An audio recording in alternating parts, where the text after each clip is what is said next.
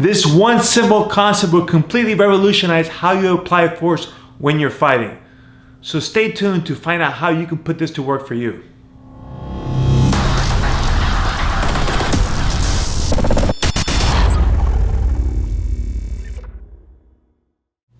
Hey guys, what's going on? David Avellan here with Kid Dale, and he's been rubbing off on me a little bit. Not that way, or maybe a little bit, but what I want to talk about is a concept today that I talk about all the time whenever I teach classes, which is muscle utilization. And what I mean by that, the quick example, is if you've ever been on a single leg and he sprawls me out and my arms are completely outstretched like this, usually it means you're screwed. This is a very hard battle to win when you're fully extended, particularly if you're in a stand-up position. Like I see it all the time in MMA where people are on the fence and they're just bent over in the back. Not only do they have terrible posture, but the arm positioning is very weak. And the opposite is true when I'm here, where I have the knee very tight to my chest, my hands are closed. This is a very strong position, which I could tip them over just by popping my head up. Now, what the difference is between those two positions is my hands, right? And pretty much when your hands are very close to your chest, what happens is all of your back and bicep muscles, essentially all your pulling muscles, are fully engaged. They're firing at 100%, so you have like full strength. The opposite is true when your hands are away from your chest. This is the weakest pulling position possible. I don't know what the ratio is, but let's say it's like 50% of your pulling strength is here. If you think of a pull-up bar, everybody fails at the bottom of the bar. Nobody fails when they're already up, right? You can stay here pretty good, all right? It's once you get to the bottom and try to get back up again, it's very difficult. So when we're doing jiu-jitsu, we have to keep this in mind, and in combat in general. If I'm doing a single leg, I don't want my hands to move away from my chest, because then I'm gonna be weak here. I wanna try to keep them tight to my chest. For jiu-jitsu, this is really important for submissions and arm locks.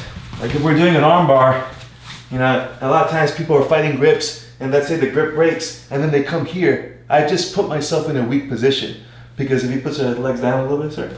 Yep. Here, my hands are very far away from my chest, and look, his hand is very close to his chest. So even on a one arm, he can hold out here a bit, and I'm now giving him a chance to relock his grip and get strong. All right. So that's why when they tell you elbow deep, that's one of the benefits of being elbow deep, because look where my hand is, close to my chest. So my pull is very strong here, right? And even again, you've got both hands. If I get in real tight, my pull is strong. Okay. As a little side note, a lot of times, again, people always pull this way, all right? When you're doing the arm bar, it's good to expand your chest and let your shoulders move back. When I come here, all right, he could tell you it's a different type of pressure that gets right into the elbow, which helps open up the arm. Makes it so much stronger. Yeah, so rather than just using a sagging body weight this way, I'm gonna expand and then move back here, boom, all right? So it's a stronger pull. Now, this rule also applies to pushing, but it works again the opposite. Your pushing muscles are strongest when they're fully extended. Think of the bench press. Everybody can hold the bar once they get the spotter to put it up. Once they start coming down with this heavy weight, you fail about this range, all right? Because again, pushing muscles fully activated when they're extended, maybe 50% once they're close to your chest.